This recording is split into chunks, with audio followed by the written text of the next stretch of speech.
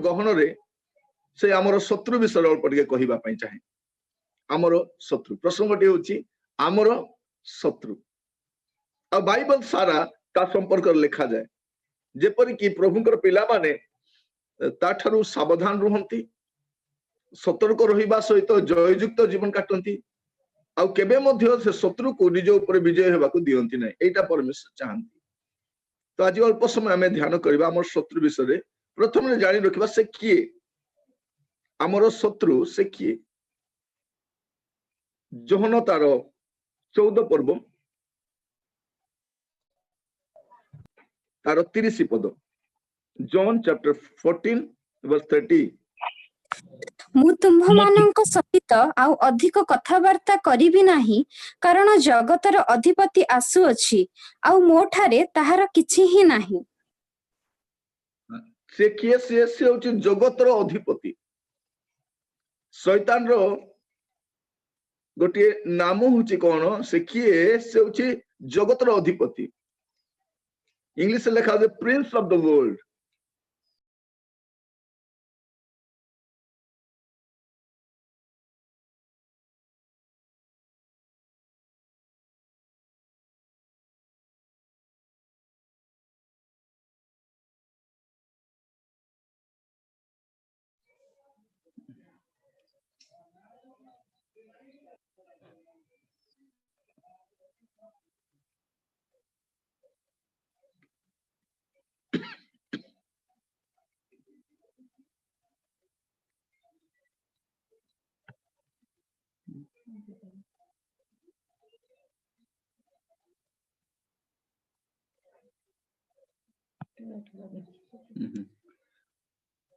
Hello भाई सुनी परछंती sir सुभा जाऊ ठीक है थैंक यू वीडियोटा कहीं काम करने मोर गोटे मिनिट रहंतु।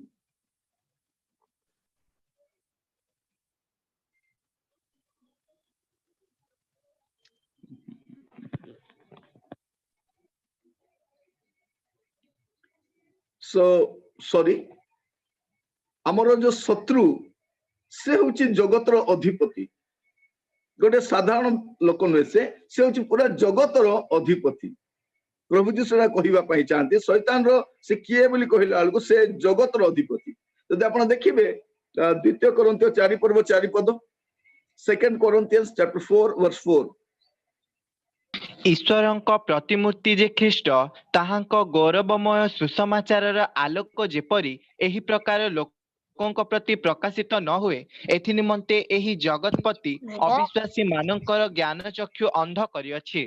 तो एठी ताकु से जगतर अधिपति कहा जाउछि एठी आउटी जगतपति जगतपति माने the god of the age एई जगतर पति से गॉड।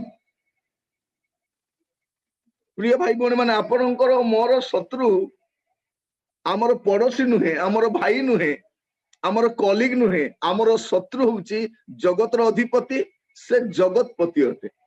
आज मो भीतर इच्छा जात हैला जे आपण मान से शत्रु विषय के परिचय करया पई कारण आगामी दिन मान से प्रबल होई आसीबो से उग्र रूप धारण करिवो से विश्वासी मान को मंडली मान को सेवक मान को से बहुत मात्रा रे प्रभावित करबा पई हैरान करबा पई तार सेवक मान को व्यवहार करिवो।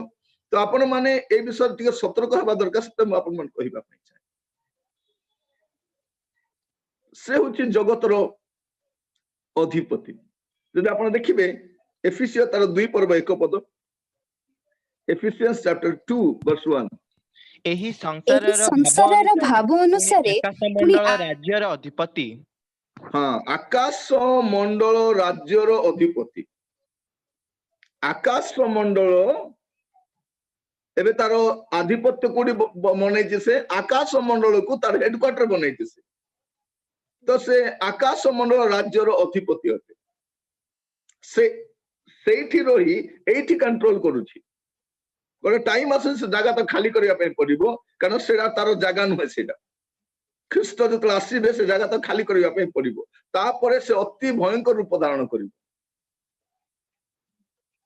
ତେଣୁ ପ୍ରକାଶିତ ବାକ୍ୟ ତାର 12 ପର୍ବ 12 ପଦ ଲେଖାଯାଏ। ପଢିବେ ଟିକେ ସେ ପଦଟା, ପ୍ରକାଶିତ ବାକ୍ୟ 12 ତାର 12। ଅତଏବ ହେ ଅତଏବ ସ୍ୱର୍ଗ- ହେ ସ୍ୱର୍ଗ ଓ ତନିବାସୀ ମାନେ ଆନନ୍ଦ କର, ମାତ୍ର ହାୟ ପୃଥିବୀ ଓ ସମୁଦ୍ର ତୁମ୍ଭେମାନେ ସନ୍ତାପର ପାତ୍ର, କାରଣ ସମୟ ଅତି ଅଳ୍ପ ବୋଲି ଜାଣି ଦିଆବଳ ଆପଣା ମଦ କ୍ରୋଧରେ ତୁମ୍ଭମାନଙ୍କ ମଧ୍ୟକୁ ଓହ୍ଲାଇ ଯାଇଅଛି। ବସ୍ ସେ ସେଠି ଅଛି, ସେ ଓହ୍ଲେଇ ଆସିବ, ଗୋଟେ ଟାଇମ ଆସିବ। এইটা আপনার জানিবা দরকার। ସେ ସେଇଠି ରହିକି ଯଦି ଏତିକି କାମ କରିପାରୁଛି, ଯଦି ସେ ଓହ୍ଲେଇକି ଆସିବ, ସେ ଲେଖା ଯାଉଛି ହାୟ ପୃଥିବୀ ଓ ସମୁଦ୍ର, ତାର ଦୁଇଟା କାର୍ଯ୍ୟ ଦେଖିବେ ପୃଥିବୀରେ ଆଉ ସମୁଦ୍ରରେ, ତାର ଦୁଇଟା ବିଷୟ ଦେଖିବେ। ଯାହା ବି ଘଟୁଥିବ ପୃଥିବୀରେ ଘଟୁଥିବ ଆଉ ସମୁଦ୍ରରେ ଘଟୁଥିବ, ଏ ଦିଟାକୁ ଧରିକି ସେ ଅତି ଭୟଙ୍କର ଭାବରେ କାର୍ଯ୍ୟ କରିବ। ପ୍ରିୟ ଭାଇ ଭଉଣୀ ମାନେ, ଆମର ଶତ୍ରୁ ସେ ଜଗତର ଅଧିପତି, ସେ ଜଗତପତି, ଆକାଶ ମଣ୍ଡଳ ରାଜ୍ୟର ଅଧିପତି ସେ। ଆଉ ଯଦି ଦେଖିବେ ଏଫିସିୟ 6 ପର୍ବ ତାର 12 ପଦରେ ତାକୁ ଅନ୍ଧକାରର ଜଗତପତି ବୋଲି ବି କୁହାଯାଏ। କାରଣ ଆମ୍ଭମାନଙ୍କ ଯୁଦ୍ଧ ମର୍ତ୍ତ୍ୟ ବିରୁଦ୍ଧରେ ନୁହେଁ, କିନ୍ତୁ ଆଧିପତ୍ୟ ବିରୁଦ୍ଧରେ, କର୍ତ୍ତାପଣ ବିରୁଦ୍ଧରେ, ଏହି ଅନ୍ଧକାରର ଜଗତପତି ମାନଙ୍କ ବିରୁଦ୍ଧରେ, ପୁଣି ଆକାଶ ମଣ୍ଡଳର ଦୁଷ୍ଟାତ୍ମା ମାନଙ୍କ ବିରୁଦ୍ଧରେ। ବସ୍ ଆମର ଯୁଦ୍ଧ ତା ସହିତ ଅଛି। ଆମର ଶତ୍ରୁକୁ ଆମେ ଟିକେ ଜାଣିବା ଦରକାର। ସେଥିପାଇଁ ମୁଁ କହୁଛି ଏଇଟା ଭୟଭୀତ କରିବା ପାଇଁ ନୁହେଁ, ଜାଣିବା ପାଇଁ। କାରଣ ଶୈତାନ ହଉଛି ଗୋଟେ ପରାଜିତ ଶତ୍ରୁ। ସେ ବିଜୟୀ ଶତ୍ରୁ ନୁହେଁ, ସେ ପରାଜିତ ଶତ୍ରୁ। ପରମେଶ୍ୱର ତାର ମସ୍ତକକୁ ଅଲରେଡି ସେ ଆଘାତ କରି ସାରିଛନ୍ତି, ସେ ତାର ଅସ୍ତ୍ର ଶସ୍ତ୍ର ସବୁ ଛଡେଇ ନେଇଛନ୍ତି। ସେ ବିଜୟୀ ଶତ୍ରୁ ନୁହେଁ, ତଥାପି ସେ ହାରିଥିବା ମ୍ୟାଚକୁ ଜିଣିବା ପାଇଁ ଚେଷ୍ଟା କରୁଛି, ସେ ହାରିଥିବା ଖେଳକୁ ଜିଣିବା ପାଇଁ ଚେଷ୍ଟା କରୁଛି। ଟିକେ ତା ବିଷୟରେ ଟିକେ ଜାଣିବା ଦରକାର। ଆପଣଙ୍କ ଅଫିସରେ, ଆପଣଙ୍କର ସହକର୍ମୀ ମାନଙ୍କ ସହିତ ରହିବା ସମୟରେ, ଆପଣଙ୍କ କଲେଜରେ, ଆପଣଙ୍କ ହଷ୍ଟେଲରେ, ଆପଣଙ୍କ ପଡୋଶୀରେ, ଆପଣ ତାର କାର୍ଯ୍ୟ ଗୁଡାକ ଦେଖିବେ। କାରଣ ସେ ଜଗତର ଅଧିପତି କେମିତି ଆପଣଙ୍କୁ ସେ ଡିଷ୍ଟର୍ବ କରିବ, ସେଇ ଲାଇନରେ ସେ ଚିନ୍ତା କରେ ସବୁବେଳେ। ଆଉ ବିଶେଷ କରି ସବୁଠାରୁ ବଡ ବିଷୟ କଣ, ସେ ବେଶ ଧାରଣ କରେ, ସେ ବିଭିନ୍ନ ବେଶରେ ଆସେ। ଆପଣ ତାକୁ ଚିହ୍ନିବା ଦରକାର। ସେଥିପାଇଁ ଆମେ ପରବର୍ତ୍ତୀ ସମୟ ଧ୍ୟାନ କରିବା ଯେ ଆମେ ତାକୁ କେମିତି ପରାସ୍ତ କରିପାରିବା, ସେଇ ସମୟରେ ଆମେ ଚିନ୍ତା କରିବା। ଆମେ ତାର କୌଣସି ଚାତୁରୀ ବିରୁଦ୍ଧରେ ଯେମିତି ଅଜ୍ଞ ରହିବା ନାହିଁ, କାରଣ ସେ ବହୁତ ଚତୁରତା ସହିତ ସେ ବିଶ୍ୱାସ ମାନଙ୍କୁ ଆକ୍ରମଣ କରେ। ଦ୍ୱିତୀୟ କରନ୍ଥୀୟ ତାର 11 ପର୍ବ 14 ପଦ ଟିକେ ଦେଖିବେ। ଦ୍ୱିତୀୟ କରନ୍ଥୀୟ 11 ପର୍ବ 14 ପଦ। ଆଉ ଏହା ଆଶ୍ଚର୍ଯ୍ୟ ନୁହେଁ, କାରଣ ହଁ। ଶୟତାନ ନିଜେ ଦୀପ୍ତିମୟ ଦୂତର ବେଶ ଧାରଣ କରେ। କଣ କରେ? ସେ ନିଜେ ଦୀପ୍ତିମୟ ଦୂତର ବେଶ ଧାରଣ କରେ। ସେ ବେଶ ବି ପରିବର୍ତ୍ତନ କରିପାରେ। ସେ କୋଉ ବେଶରେ ଆପଣଙ୍କ ପାଖରେ ଆସିବ, ସେଇଟା ହେଲା ମୂଳ କଥା। ସେ ଦୀପ୍ତିମୟ ଦୂତର ବେଶ ଧାରଣ କରେ। ବେଳେ ବେଳେ ସେ ଗୋଟେ ଆତ୍ମିକ ଲୋକ ଭଳିଆ ହେଇକି ଆସିକି ଆପଣଙ୍କୁ ଚିଟିଂ କରିଥାଏ। ଆମେ କହିଥାଉ ଆଜ୍ଞା ସେ ଜଣେ ଆତ୍ମିକ ଲୋକ, ଆଜ୍ଞା ସେ ଜଣେ ପ୍ରଭୁଙ୍କ ଲୋକ, ଆଜ୍ଞା କେମିତି ଏମିତି କଲେ। ନାଇଁ ନାଇଁ, ସେଇ ବେଶରେ ସେ ଆସିଛି। ସେ ଯେହେତୁ ଶୈତାନ ତାକୁ ଆୟତ କଲା ଆଉ ତା ଦ୍ଵାରା ଆପଣଙ୍କୁ ହଇରାଣ କରିଛି। ସେ ତା ତଳ ପଦ ବି ପଢିବେ, 15 ପଦ। ଅତଏବ ଅତଏବ ଯଦି ତାହାର ସେବକମାନେ ମଧ୍ୟ ଧାର୍ମିକତାର ସେବକମାନଙ୍କ ବେଶ ଧାରଣ କରନ୍ତି, ତେବେ ତାହା ବଡ଼ ବିଷୟ ନୁହେଁ। ସେମାନଙ୍କ ଶେଷ ଦଶା ସେମାନଙ୍କ କର୍ମ ଅନୁସାରେ ଘଟିବ। ଏଠି ଆମେ ଦେଖୁଛେ, এই ଅଂଶଟା ମୁଁ ବାରମ୍ବାର ଆପଣମାନଙ୍କୁ ବିଭିନ୍ନ ସମୟରେ ବୁଝେଇଛି ଯେ ଶୟତାନ ନିଜେ ଦୀପ୍ତିମୟ ଦୂତର ବେଶ ଧାରଣ କରେ ଆଉ ତାର ସେବକ ମାନେ ମଧ୍ୟ ଧାର୍ମିକତାର ବେଶ ଧାରଣ କରନ୍ତି। ଏଇ ଦିନ ମାନଙ୍କରେ ଆପଣ ଦେଖିବେ ତାର ସେବକ ମାନେ, ସେମାନେ ଧାର୍ମିକତାର ବେଶ ଧାରଣ କରିକି ଗୋଟେ ଧାର୍ମିକ ଲୋକ ଭଳି ଆସିକି ମଣ୍ଡଳୀ ମଧ୍ୟରେ, ଅନୁଷ୍ଠାନ ମଧ୍ୟରେ, ସେବା ମଧ୍ୟରେ, ମିଟିଂ ମଧ୍ୟରେ, ଜୁମ୍ ମାଧ୍ୟମରେ, ୟୁଟ୍ୟୁବ ମାଧ୍ୟମରେ ଧାର୍ମିକତାର ଗୋଟେ ବେଶ ଧାରଣ କରିକି ସେମାନେ ଶିକ୍ଷା ଦିଅନ୍ତି। ସତେ ଯେମିତି ଲାଗେ ମାନେ ପ୍ରଭୁଙ୍କର ବାକ୍ୟ ହିଁ କହୁଛନ୍ତି, କିନ୍ତୁ ତାଙ୍କର ଉଦ୍ଦେଶ୍ୟ ଭିନ୍ନ ଅଟେ। ମଣ୍ଡଳୀକୁ ଛିନ୍ନ ଭିନ୍ନ କରିବା, ବିଶ୍ୱାସୀ ମାନଙ୍କୁ ଛିନ୍ନ ଛତ୍ର କରିବା, ଯୁବା ମାନଙ୍କୁ ପାପରେ ପକେଇବା, ଆଉ ସେମାନଙ୍କୁ କହିବା ଯେ କିଛି ଏଟା ଟେନସନ ହେବା ଦରକାର ନୁହଁ। ଦେଖୁନାହାନ୍ତି ଆଜିକାଲି ଗୁଡାଏ ଶିକ୍ଷା ଆସୁଛି, ପାପକୁ ମଧ୍ୟ ହାଲକା ଭାବରେ ନିଆଯାଉଛି। ପାପକୁ ହାଲକା ଭାବରେ କିଏ ନିଏ? ଶୈତାନର ସେବକ ମାନେ ନିଅନ୍ତି। ବାକ୍ୟକୁ ବିକୃତ କିଏ କରନ୍ତି? ଶୈତାନର ସେବକ ମାନେ କରନ୍ତି। ପ୍ରଭୁଙ୍କ ଦାସ ମାନଙ୍କ ପ୍ରତିରୋଧ କେଉଁମାନେ କରନ୍ତି? ଶୈତାନର ସେବକ ମାନେ କରନ୍ତି। ଧାର୍ମିକତାର ବେଶ ଧାରଣ କରିଛନ୍ତି, କିନ୍ତୁ ଭିତରେ ହିଂସ୍ର ଜନ୍ତୁ ଅଟନ୍ତି। এইটা ଚିହ୍ନିବା ପାଇଁ ବହୁତ ସମୟ ଲାଗିବ। किंतु चिन्हिबा पय मध्ये बाइबल रे गुडे विषय दिया जायछि। आपण जदि मोर गोटे मेसेज सुनिबे नकली ख्रीष्टीय सेवक सेठी मु से विषय पूरा व्याख्या करिछि जे गोटे नकली सेवक को केमति चिन्हिबे कारण से माने धार्मिकतार वेश धारण करନ୍ତି चरित्र भिन्न अटे किंतु वेश धार्मिकतार अटे प्रार्थना करबा से सुंदर प्रार्थना करନ୍ତି भलो प्रचार करନ୍ତି चालीला बेल को बोलिला बेल को लागे सते जेंति माने धार्मिक व्यक्ति अटନ୍ତି किंतु वास्तव रे से माने तार सेवक अटନ୍ତି ए प्रकार अनेक स्थान रे आपण देखिबे दिन मान परमेश्वर मान को सेवा दैछंती ता सहित डिजाइनिंग स्पिरिट दैथिवारु आमे सेवन को चिन्हि पारुछु मन रे बहुत दुख आसे जे से प्रकार लोक माने मध्य तार आयत रे आसी जाइछंती आ से मान को नै कि से मंडली को पाप रे पतित कराउछि पथभ्रष्ट कराउछि जुवा मान को परिवार गुडी को मंद ताड़ को ठेली नउछि से बड़ सुविधा रे जे तार सेवक मान को धार्मिकतार सेवक करी पठैछि तो यही समय एमती परिस्थिति हो जाइए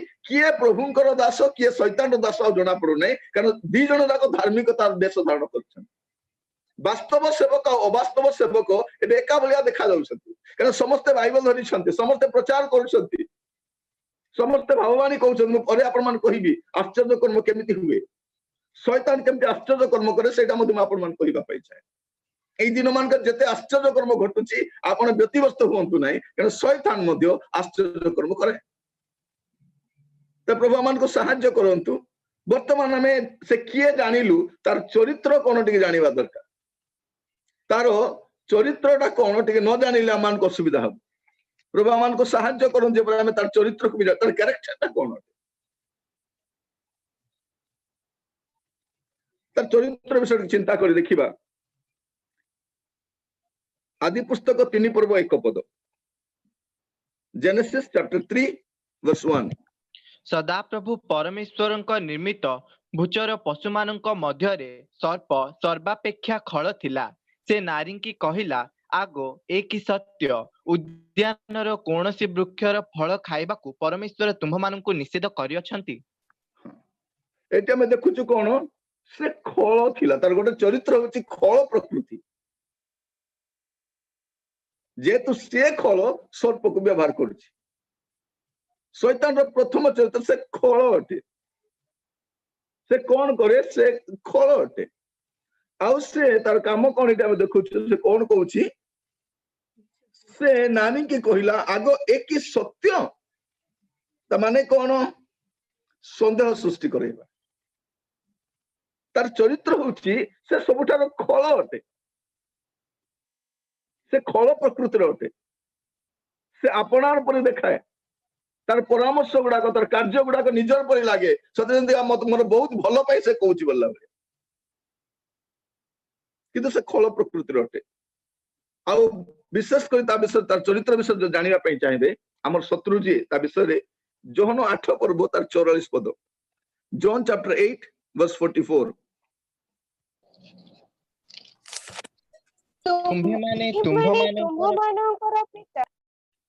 तुम्भे माने तुम्भମାନଙ୍କର ପିତା ଶୟତାନ ଠାରୁ ଉତ୍ପନ୍ନ ଆଉ ତୁମ୍ଭମାନଙ୍କ ପିତାର କାମନା ସାଧନ କରିବା ତୁମ୍ଭମାନଙ୍କର ଇଚ୍ଛା ସେ ଆଦ୍ୟରୁ ନରଘାତକ ଆଉ ସେ ସତ୍ୟରେ ରହେ ନାହିଁ କାରଣ ତାହାରେ ସତ୍ୟ ନାହିଁ ଯେତେବେଳେ ସେ ମିଥ୍ୟା କହେ ସେତେବେଳେ ସେ ନିଜ ଠାରୁ କହେ କାରଣ ସେ ମିଥ୍ୟାବାଦୀ ଓ ମିଥ୍ୟାବାଦୀ हमर शत्रुर द्वितीय चरित्र होची से मिथ्यावादी अटे से केबे सत कुए नै किंतु सत परि लागे आपनार परि लागे निजर परि लागे आजिर समय अनेक ख्रिस्टीय युवा युवती माने भ्रमित हबार कारण कोन विश्वासी माने भ्रमित कारण से मिथ्यावादी से मिछ को सत बलिया कुए एते सुंदर भाबरे से मिथ्या को उपस्थापन करे सत परि इबन आजिर समय वाक्य को मध्य अनेक मिथ्या वाक्य को मिथ्या शिक्षा को एभली भावरे से माने शिक्षा दियंती जे ता सत्य परि लागे तो प्रिय भाई भौणी माने बुझिबा चेष्टा करो आज मु एथि पय कहूची हम शत्रु आगामी समय मान करे आहुरी उग्र रूप धारण करिवो से आहुरी आगामी दिन मान करे बहुत तारो कारनामा गुडा का देखै बसे जस्ट आपण मान को ସତର୍କ କରାଇବା ପାଇଁ ଆପଣମାନଙ୍କୁ ଜାଗ୍ରତ କରାଇବା ପାଇଁ ଏଇ ବିଷୟ ଗୁଡା ମୁଁ ଆପଣଙ୍କୁ କହୁଛି। ପ୍ରିୟ ଭାଇ ଭଉଣୀ ମାନେ ପ୍ରଭୁ ଆମମାନଙ୍କୁ ସାହାଯ୍ୟ ସେ କଣ ସେ ମିଥ୍ୟାବାଦୀ ଆଉ ସେ ପରୀକ୍ଷକ ସେ ପରୀକ୍ଷା କରିବାକୁ ଚେଷ୍ଟା କଲେ। ଦେଖିବେ ମାଥିଉ ତାର 4 ପର୍ବ 3 ପଦ ମାଥିଉ 4 ପର୍ବ ଆଉ ପରୀକ୍ଷକ ତାହାଙ୍କ ନିକଟକୁ ଆସି କହିଲା, ତୁମ୍ଭେ ଯେବେ ଈଶ୍ୱରଙ୍କ ପୁତ୍ର, ତେବେ ଏହି ପଥର ଗୁଡାକ ରୋଟି ହେବା ପାଇଁ ଆଜ୍ଞା ଦିଅ। ଏଠି କଣ ଲେଖା ଯାଉଛି? ପରୀକ୍ଷକ ସେ ପରୀକ୍ଷା କରିବାକୁ ଚେଷ୍ଟା କରେ। ସେ କଣ ବୋଲି କହୁଛି? ତୁମ୍ଭେ ଯେବେ ଈଶ୍ୱରଙ୍କ ପୁତ୍ର। ଯେବେ ଈଶ୍ୱରଙ୍କ ପୁତ୍ର କଣ? ସେ ତ ଈଶ୍ୱରଙ୍କ ପୁତ୍ର। ସେ ଯୀଶୁକୁ ବି ଡାଉଟ କରାଉଛି ଯେ ତୁମେ ଯେବେ ଈଶ୍ୱରଙ୍କ ପୁତ୍ର ଯଦି, ତାହେଲେ ଏଟା କଣ କର? ଏ ପଥରକୁ ରୋଟି କର। ଆଗ ଏ କି ସତ୍ୟ? କାରଣ ସେ ପ୍ରଥମ ଥର ଜିଣି ଯାଇଛି। ସେ ଟ୍ୱିଷ୍ଟ କରିକି କଥାକୁ ଭିନ୍ନ ଭାବରେ ଉପସ୍ଥାପନା କରି ପ୍ରଥମ ଥର ଜିଣି ଯାଇଛି। ଆଗ ଏ କି ସତ୍ୟ? ଏଠି ପଚାରୁଛି ତୁମେ ଯେବେ ଈଶ୍ୱରଙ୍କ ପୁତ୍ର। ମୋର ପ୍ରିୟ ଭାଇ ଭଉଣୀ ମାନେ ତାର କାମ ହଉଛି କଣ? ଈଶ୍ୱରଙ୍କ ବାକ୍ୟ ଉପରେ ସନ୍ଦେହ ସୃଷ୍ଟି କରେ।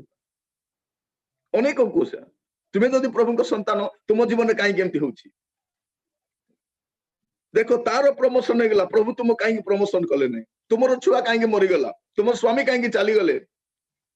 ତୋର ବିଜନେସ କାହିଁକି ଲସ୍ ହେଇଗଲା? ତୁମେ ପ୍ରଭୁ ପ୍ରଭୁ ଉଚ୍ଚ ପରା, ସେ ପ୍ରଭୁ ତୁମ ପାଇଁ କାହିଁକି କିଛି କରୁନାହାନ୍ତି? ଏମିତି ସେ କରିବ ଆମେ ଭାବିବୁ ସତ କଥା। ନିଶ୍ଚିତ ଭାବରେ ମୁଁ ଏତେ ପ୍ରାର୍ଥନା କରୁଛି, ଏତେ ଦାନ ଦଉଛି, ଏତେ ପ୍ରଭୁଙ୍କ ଦାସ ମାନଙ୍କୁ ଜଣେଇଲି, କାହିଁକି ସୁସ୍ଥ ହେଲା ନାହିଁ? କାହିଁକି ଏଇଟା ହେଲା ନାହିଁ? କାହିଁକି ସେ ହେଲା ନାହିଁ?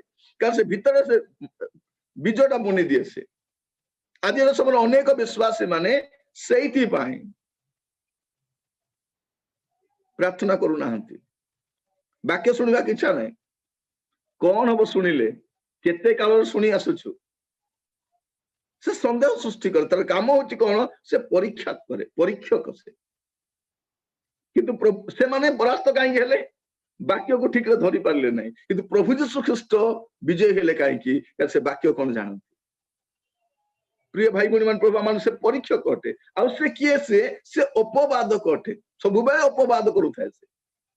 ଯଦି ଆପଣ ଦେଖିବେ ପ୍ରକାଶିତ ବାକ୍ୟ ତାର 12 ପର୍ବ 10 ପଦ, ରେଭେଲେସନ ଚାପ୍ଟର 12 ସେତେବେଳେ ମୁଁ ସ୍ୱର୍ଗରେ ଏହି ଉଚ୍ଚ ସ୍ୱର ଶୁଣିଲି, ବର୍ତ୍ତମାନ ଆମ୍ଭମାନଙ୍କ ଈଶ୍ୱରଙ୍କ ପରିତ୍ରାଣ, ପରାକ୍ରମ ଓ ରାଜ୍ୟ ପୁଣି ତାହାଙ୍କ ଖ୍ରୀଷ୍ଟଙ୍କର କର୍ତ୍ତାପଣ ଉପସ୍ଥିତ ହୋଇଅଛି। କାରଣ ଆମ୍ଭମାନଙ୍କ ଭାତୃଗଣର ଅପବାଦକ ଯେ ଦିବାରାତ୍ର ସେମାନଙ୍କ ବିରୁଦ୍ଧରେ ଆମ୍ଭମାନଙ୍କ ଈଶ୍ୱରଙ୍କ ଛାମୁରେ ଅଭିଯୋଗ କରୁଥିଲା, ସେ ତଳେ ନିକ୍ଷିପ୍ତ ହୋଇଅଛି।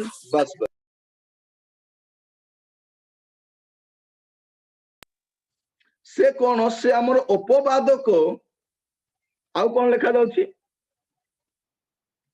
ପଢିବେ ପୁଣି ତଳ ଲାଇନଟା ପୁଣି ପଢନ୍ତୁ। ଆମର ଯେ ଦିବାରାତ୍ର ସେମାନଙ୍କ ବିରୁଦ୍ଧରେ ଆମ୍ଭମାନଙ୍କ ଈଶ୍ୱର ଛାମୁରେ ଅଭିଯୋଗ କରୁଥିଲା, ସେ ତଳେ ନିକ୍ଷିପ୍ତ ହୋଇଅଛି। ସେ କଣ କରୁଛି? ସେ ଅଭିଯୋଗ କରୁଛି ଆଉ ଅପବାଦକୁ, ତାର କାମ ଆକେ ସେଇଟା। ଆମର ଶତ୍ରୁର ଚରିତ୍ର କଣ? ସେ ଅଭିଯୋଗ କରେ ଆଉ ଅପବାଦ କରେ। ସେ ତାର କାମ ସେଇଟା। କୌଣସି ବିଶ୍ୱାସୀକୁ ସେ ଛାଡିବ ନାହିଁ। ସେ ଘୁରି ବୁଲୁଥିବ ସେ, କାରଣ ସେ ସର୍ବବ୍ୟାପୀ ନୁହଁ। ଆମର ଶତ୍ରୁ ସର୍ବବ୍ୟାପୀ ନୁହଁ, ସର୍ବଜ୍ଞ ନୁହଁ, ସର୍ବଶକ୍ତିମାନ ନୁହଁ। ଆମର ପ୍ରଭୁ ସର୍ବବ୍ୟାପୀ ଅଟନ୍ତି।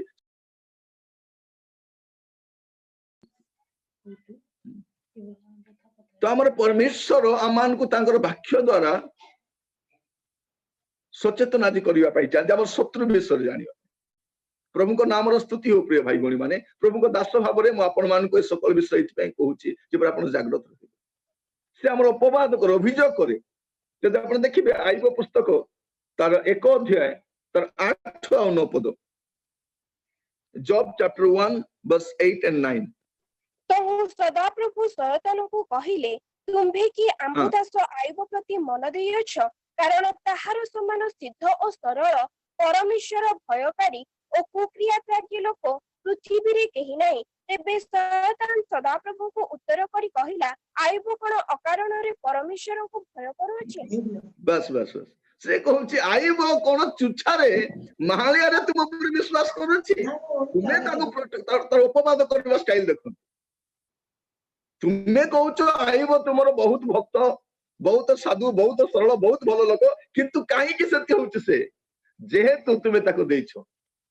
ପ୍ରିୟ ଭାଇ ଭଉଣୀ ମାନେ, ବେଳେ ବେଳେ ଆମର ଆଶୀର୍ବାଦ ମଧ୍ୟ ଚାଲିଯାଏ, ଆମର ସ୍ଥାନରେ ଆଉ କିଏ ପଳେଇ ଆସେ, ଆମର ପଇସା କୋଉଠି ଅଟକି ରହିଯାଏ, କାରଣ ଶୈତାନ କହୁଥାଏ ସେଇ ଗୋଟେ ବିଷୟ, ତାକୁ ତୁମେ ସବୁ ଦଉଛ ପାଇଁ ସେ ତୁମ ସେବା କରୁଛି। ତାର ଦରମା ବନ୍ଦ ହେଇନି, ଦରମା ପ୍ରତି ମାସ ମିଳି ଯାଉଛି, ତାର ଦରମା ଥରେ ବନ୍ଦ ହଉ, ତୁମକୁ ଛାଡିଦବ ସେ। ତାର ଛୁଆ ଥରେ ମରିଯାଉ, ତାର ଘରେ ଆକ୍ସିଡେଣ୍ଟ ର କଣ ସମସ୍ୟା ହେଇଯାଉ, ତୁମକୁ ସେ ଛାଡିବ ସେ। ତାର କାମ ହଉଛି ଅଭିଯୋଗ କରିବା, ଅପବାଦ କରିବା। ପ୍ରିୟ ଭାଇ ଭଉଣୀ ମାନେ, ଆପଣ ମାନଙ୍କ ଜୀବନରେ ବି ଗୁଡେ ସମସ୍ୟା ଗୁଡା ଘଟୁଛି, ଆପଣ ସେଗୁଡା ଭଲରେ ବୁଝିପାରୁନାହାନ୍ତି। ମୁଁ ଆପଣ କହିବା ପାଇଁ ଆମ ଶତ୍ରୁ ଏତେ ଜାଗ୍ରତ ସହିତ ଆମମାନଙ୍କୁ ଆକ୍ରମଣ କରିଥାଏ। ତମ ଶତ୍ରୁକୁ ଆମେ ଭଲରେ ଜାଣିବା ଦରକାର, କାରଣ ଆମର ଯୁଦ୍ଧ ଆମର ଶତ୍ରୁ ସହିତ ଅଟେ। ତ ଦେଖିବେ ଆପଣ ମାନେ, ପ୍ରଥମ ପିତର 5 ପର୍ବ ତାର 8 ପଦ, ପ୍ରଥମ ପିତର 5 ପର୍ବ, 1 Peter chapter 5 verse 8। ସଚେତନ ହୋଇ ତୁମମାନଙ୍କ ବିପକ୍ଷ ଶୟତାନ ସିଂହ ସଚେତନ ହୋଇ ଜାଗ୍ରତ ରୁହ, ତୁମ୍ଭମାନଙ୍କ ବିପକ୍ଷ ଶୟତାନ ସିଂହ ପ୍ରାୟ ଗର୍ଜନ କରି କାହାକୁ ଗ୍ରାସିବ ଏହା ଖୋଜି ବୁଲୁଅଛି। ବସ୍ ବସ୍, ଆମର ୱାର ହଉଛି ଆମର ଏନିମି ସହିତ, ସେ ଖୋଜି ବୁଲୁଛି କାହାକୁ ଗ୍ରାସ କରିବ। ସେ କାହାକୁ ଗ୍ରାସ କରିବ ଖୋଜି ବୁଲୁଛି। ସେ ଦେଖିବ କିଏ ଦୁର୍ବଳ ଅଛି, କାହାର ପ୍ରାର୍ଥନା ଜୀବନ ଦୁର୍ବଳ ଅଛି, କିଏ ଟେନସନ ରେ ଅଛି, କିଏ ୱାରିଡ ଅଛି, ସେ ବହୁତ ଖୋଜି ବୁଲୁଥାଏ କାହାକୁ ଗ୍ରାସ କରିବ। ଆମେ କହୁଛୁ ନା ଆଜ୍ଞା ସେ କେମିତି ପଡିଗଲା, ଆଜ୍ଞା ଇଏ କେମିତି ହେଲେ, ଆଜ୍ଞା ସେ କେମିତି ହେଲେ, ଆଜ୍ଞା ତାଙ୍କ ସହିତ କାହିଁକି ଏମିତି ହେଲା। ପ୍ରିୟ ଭାଇ ଭଉଣୀ ମାନେ, ଆଜି ପ୍ରଭୁ ଆମମାନଙ୍କୁ କଥା ହେବା ପାଇଁ ଚାହାନ୍ତି ଆମ ଶତ୍ରୁ ବିଷୟରେ। ଅନେକ ଲୋକ ଶୈତାନ ବିଷୟ ଷ୍ଟଡି କରିବାକୁ ଇଚ୍ଛା କରନ୍ତି ନାହିଁ। ଶୈତାନ ବିଷୟ କଣ ଷ୍ଟଡି କରିବା? ନାଇଁ ନାଇଁ, ଆମେ ଜାଣିବା ଦରକାର ଆମ ଶତ୍ରୁକୁ, ତେବେ ହିଁ ଆମେ ତା ସହିତ ଆମେ ସହଜରେ ଆମେ ତା ସହିତ ଯୁଦ୍ଧ ଲଢିପାରିବା। ପ୍ରଭୁ ଆମମାନଙ୍କ ପ୍ରତ୍ୟେକଙ୍କୁ ସାହାଯ୍ୟ କରନ୍ତୁ, ଯେପରି ଆଜି ପରମେଶ୍ୱରଙ୍କ ବାକ୍ୟ ଶୁଣିବା ସମୟରେ ଆମେ ସମସ୍ତେ ସଚେତନ ହେଇଯାଉ। ତ ତାର କାର୍ଯ୍ୟକଳାପ ବିଷୟରେ ଟିକେ ଚିନ୍ତା କରିବା। ତାର ଚରିତ୍ର ବିଷୟରେ ତ ଆମେ ଚିନ୍ତା କଲୁ, ଅବି ତାର କାର୍ଯ୍ୟକଳାପ ବିଷୟରେ ଟିକେ ଚିନ୍ତା କରିକି ଦେଖିବା ସେ କେମିତି କାର୍ଯ୍ୟ କରେ। ପୁଣି ଥରେ ଆମେ ଦେଖିବା ଆଦି ପୁସ୍ତକ 3 ପର୍ବ 1 ପଦ। ସଦାପ୍ରଭୁ ପରମେଶ୍ୱରଙ୍କ ନିର୍ମିତ ଭୂଚର ପଶୁମାନଙ୍କ ମଧ୍ୟରେ ସର୍ପ ସର୍ବାପେକ୍ଷା ଖଳ ଥିଲା। ସେ ନାରୀଙ୍କି କହିଲା, ଆଗ ଏ କି ସତ୍ୟ, ଉଦ୍ୟାନର କୌଣସି ବୃକ୍ଷର ଫଳ ଖାଇବାକୁ ପରମେଶ୍ୱର ତୁମ୍ଭମାନଙ୍କୁ ନିଷେଧ କରିଅଛନ୍ତି? ସେ କଣ କରେ? ସେ ଗୋଟେ କଥା କହେ, ପ୍ରଶ୍ନ ପଚାରେ। ସେ ଆଦେଶ ଉପରେ, ପ୍ରଭୁଙ୍କର ଯୋଉ ଆଦେଶ ଅଛି, ପ୍ରଭୁଙ୍କର ଯୋଉ କମାଣ୍ଡମେଣ୍ଟ ଅଛି, ତାର କଣ କରେ? ପ୍ରଶ୍ନ ପଚାରୁଥାଏ। ଆଗ ଏ କି ସତ୍ୟ, ତାର କାମ ଆଗେ ସେଇଟା। ଅନେକ ଥର ପ୍ରଭୁ କରିଥିବା ପ୍ରତିଜ୍ଞା, ବାଇବଲର ପ୍ରତିଜ୍ଞା ସେ ପ୍ରଶ୍ନ କରାଏ, ଏଇଟା କଣ ହବ, ଏଇଟା କଣ ସତ? ଦେଖିବେ ଅନେକ ଲୋକ ବାଇବଲ ପଢନ୍ତି କିନ୍ତୁ ବିଶ୍ୱାସ କରନ୍ତି, କାରଣ ସେଇ ସମୟରେ ଶୈତାନ ସେମାନଙ୍କୁ ଛୁଏଁ, ଏଇଟା ହବ ନାହିଁ, ଇମ୍ପସିବଲ, ତୁମ ଲାଇଫରେ ଏଇଟା ହବ ନାହିଁ, ଏଇଟା କଣ ସତ୍ୟ, ଏମିତି କଣ ହୁଏ? ଅନେକ ଥର ବିଶ୍ୱାସ କରନ୍ତି, କଣ ଏମିତି କଣ ହୁଏ? ହୁଏ, ଯଦି ପ୍ରଭୁ କହିଛନ୍ତି ବାଧ୍ୟରେ ହବ। ସେଇଟା ଲେଖା ହଉଛି ଆଗ ଏ କି ସତ୍ୟ, ତାର କାମ ହଉଛି ଆମମାନଙ୍କୁ ପ୍ରଶ୍ନ, ପ୍ରଭୁଙ୍କର ଆଦେଶ ଉପରେ ପ୍ରଶ୍ନ କରିବା। ତାପରେ ଦ୍ୱିତୀୟ ବିଷୟ ସେ କଣ କରେ? 3 ପର୍ବର 4 ପଦ ଆଉ 5 ପଦ ପଢନ୍ତୁ। ସର୍ପ ନାରୀଙ୍କି କହିଲା, ତୁମ୍ଭେମାନେ କୌଣସି ରୂପେ ମରିବ ନାହିଁ, ବରଞ୍ଚ ପରମେଶ୍ୱର ଜାଣନ୍ତି ତୁମ୍ଭେମାନେ ଯେଉଁ ଦିନ ତାହା ଖାଇବ, ସେହି ଦିନ ତୁମ୍ଭମାନଙ୍କ ଚକ୍ଷୁ ପ୍ରସନ୍ନ ହେବ, ତହିଁରେ ତୁମ୍ଭେମାନେ ପରମେଶ୍ୱରଙ୍କ ପରି ଭଲ ଓ ମନ୍ଦର ଜ୍ଞାନ ପାଇବ। ତାର କାମ କଣ ହଉଛି? ବୃଥା ଆଶ୍ବାସନା ଓ ପ୍ରତିଜ୍ଞା ଦେବା। ତାର କାର୍ଯ୍ୟ କଣ ଅଟେ? ସେ ବୃଥା ଆଶ୍ବାସନା ଦିଏ ଆଉ ପ୍ରତିଜ୍ଞା ବୃଥା ଦେଇଥାଏ। ସେ କଣ ବୋଲି କହୁଛି ଦେଖନ୍ତୁ, ସର୍ପ ନାରୀକି କହିଲା ତୁମେ କୌଣସି ରୂପେ ମରିବ ନାହିଁ, ଆଶ୍ବାସନା ଦଉଛି। ପ୍ରଭୁ କହିଛନ୍ତି ମରିବ ବୋଲି, ତୁମେ ମରିବ ନାହିଁ, ବରଞ୍ଚ ପରମେଶ୍ୱର ଜାଣନ୍ତି ତୁମେ ମାନେ ଯେଉଁ ଦିନ ତାହା ଖାଇବ ସେଇ ଦିନ ତୁମମାନଙ୍କ ଚକ୍ଷୁ ପ୍ରସନ୍ନ ହେଇଯିବ। ତହିଁରେ ତୁମେ ମାନେ ପରମେଶ୍ୱରଙ୍କ ପରି ଭଲ ମନ୍ଦର ଜ୍ଞାନ ପାଇବ। କେତେ ସୁନ୍ଦର ଭାବରେ ସେ ସେମାନଙ୍କୁ ବୃଥା ଆଶ୍ୱାସନା ଆଉ ପ୍ରତିଜ୍ଞା ଦଉଛି। ଏଇଟା ଶୈତାନର କାମ। କର କିଛି ହବ ନାହିଁ। କିଏ କରୁନାହାନ୍ତି ଯେ ତୁମେ ଧରା ପଡିବ ନାହିଁ। ତୁମର ଭଳିଆ ଲୋକ ଧରା ପଡିବ। ଅନେକଙ୍କୁ ଶୈତାନ ବହୁତ ଚାଲାକରେ ବହୁତ କନିଙ୍ଗଲି ବହୁତ କନିଙ୍ଗଲି ସେ ଲୋକମାନଙ୍କୁ ଫାନ୍ଦରେ ପକେଇଛି। ଆଜି ପ୍ରତ୍ୟେକ ଯୁବା ଯୁବତୀ ଭାଇ ଭଉଣୀ ମାନେ ଯେଉଁମାନେ କାମ କରୁଛନ୍ତି ସାବଧାନ ଥାନ୍ତି। ବହୁତ ଚତୁରତା ସେ ଧରିବ। ଆପଣଙ୍କ ସାକ୍ଷ୍ୟ, ଆପଣଙ୍କ ଚରିତ୍ର, ଆପଣଙ୍କ ସୁନାମ ସବୁକୁ ସେ ନଷ୍ଟ କରିବା ପାଇଁ ଚେଷ୍ଟା କରିବ। ପ୍ରଭୁଙ୍କ ଠାରୁ ବିଚ୍ଛିନ୍ନ କରିବା ପାଇଁ, ପ୍ରଭୁଙ୍କ ବାକ୍ୟ ଉପରେ ସନ୍ଦେହ ଆଣିବ ସେ। ଆଉ ତାର ସେବକ ମାନେ ଅଛନ୍ତି ବାକ୍ୟ ଏଇଟା ଏମିତି ନାହିଁ, ଏଇଟା ଏମିତି, ଏଇଟା ସେମିତି। ସେମାନଙ୍କ ଫେଭରରେ ଲୋକମାନଙ୍କୁ ସୁହାଇଲା ଭଳିଆ, ଲୋକମାନଙ୍କୁ ଭଲ ଲାଗିଲା ଭଳିଆ ସେମାନେ ବାକ୍ୟକୁ ତର୍ଜମା କରି ଉପସ୍ଥାପନ କରୁଛନ୍ତି। ସେମାନେ କୁହନ୍ତି ଈଶ୍ୱର ପ୍ରେମିକ। ଆମେ ବି ଜାଣିଛୁ ଈଶ୍ୱର ପ୍ରେମିକ, କିନ୍ତୁ ପ୍ରେମିକର ଗୋଟେ ପାର୍ଶ୍ୱ ସେଟା ଅଟେ, ଅପର ପାର୍ଶ୍ୱ ସେ କ୍ରୋଧକାରୀ ପରମେଶ୍ୱର, ସେ ଦଣ୍ଡଦାତା ପରମେଶ୍ୱର, ସେ ଧାର୍ମିକ ପିତା ଅଟନ୍ତି। ସେ ଜାଗତିକ ପିତା ନୁହନ୍ତି, ସେ ଧାର୍ମିକ ପିତା ଅଟନ୍ତି। ପ୍ରିୟ ଭାଇ ଭଉଣୀ ମାନେ, ଏଇ ଦିନ ମାନଙ୍କରେ ବାକ୍ୟକୁ ଟ୍ୱିଷ୍ଟ କରିବା ପାଇଁ ତାର ସେବକ ମାନଙ୍କୁ already ସେ appoint କରି ସାରିଛି।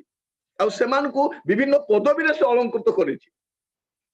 ବିଭିନ୍ନ ନାମ ପଦବୀ ଦେଇକି ଗୋଟେ ଉଚ୍ଚ ସ୍ଥାନ ମାନଙ୍କୁ ରଖିକି ତାର ସେବକ ମାନଙ୍କୁ ସେ ଖ୍ରୀଷ୍ଟୀୟ ସେବକ ବୋଲିକି ଜଗତରେ ଛାଡିଛି।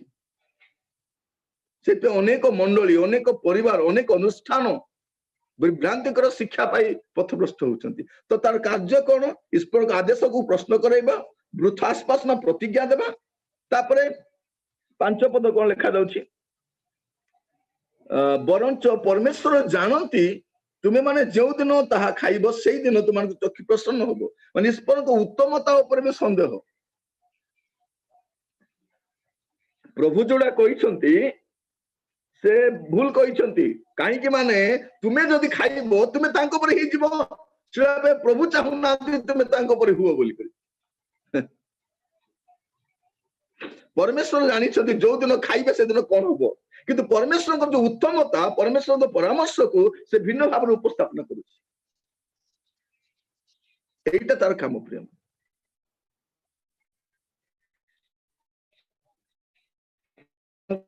କଣ କରିବ ଦେଖିବେ ଆପଣ ମାନେ ଲୁକ ତାର 13 ପର୍ବ, ଲୁକ ଚାପ୍ଟର 13 verse 11, ଲୁକ 13 ପର୍ବ ତାର 11 ପଦ। ଆଉ ଦେଖ 18 ବର୍ଷ ପର୍ଯ୍ୟନ୍ତ ଦୁର୍ବଳକାରୀ ଆତ୍ମା ଦ୍ୱାରା ଆବିଷ୍ଟ ଜଣେ ସ୍ତ୍ରୀ ଲୋକ ସେଠାରେ ଥିଲା। ସେ କୁବ୍ଜା ହୋଇ କୌଣସି ପ୍ରକାର ଆପଣଙ୍କୁ ସଳଖ କରିପାରୁ ନଥିଲା। ବସ୍ ଦେଖନ୍ତୁ, ଜଣେ ଲୋକ 18 ବର୍ଷ ଧରି ଗୋଟେ ଦୁର୍ବଳକାରୀ ଆତ୍ମା ଦ୍ୱାରା ଆବିଷ୍ଟ ହେଇଛି। କେତେ ବର୍ଷ? 18 ବର୍ଷ। ଦେଖନ୍ତୁ ଆପଣ ମାନଙ୍କୁ ଟିକେ ରୋକା ପଶିଲେ ଚାଲିବା ପାଇଁ କେତେ କଷ୍ଟ ହଉଛି। ପଛଆଡେ ବଥା ବାହାରୁଛି, କେତେ ମେଡିସିନ ଖାଉଛୁ, କେତେ କଣ କରୁଛୁ, କୁବ୍ଜା ଟିକେ କେମିତି ଟିକେ ବଙ୍କେ ହେଲେ। କିନ୍ତୁ ଏଇଠି 18 ବର୍ଷ ଧରିକି ଜଣେ ଲୋକ ଗୋଟେ ଦୁର୍ବଳକାରୀ ଆତ୍ମା। 16 ପଦ ପଢିଲେ ଆପଣ ବୁଝିପାରିବେ ପୁରା। ପଢନ୍ତୁ 16 ପଦ।